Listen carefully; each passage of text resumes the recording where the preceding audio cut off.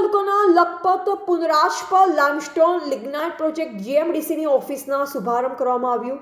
Guest house Annapurna house office કેમ્પસનો શુભારંભ સવારે પૂજા હોમ હવન દ્વારા કરવામાં આવ્યો.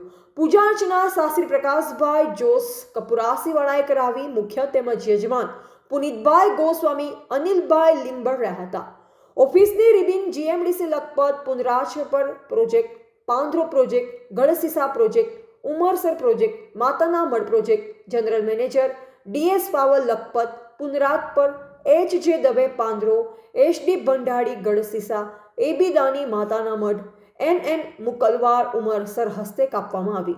આ પ્રસંગે જીએમડીસી પ્રોજેક્ટના કર્મચારીઓ, Narayan Sarovar police staff, Dayapar police staff, BSF લખપતના જવાનો, આજુબાજુના વેપારીઓ, આઈસીઆઈસી બેંકના મેનેજર, ભુજ સાગીપુરમ સિમેન્ટ પ્રોજેક્ટના સ્ટાફ હાજર રહ્યા હતા.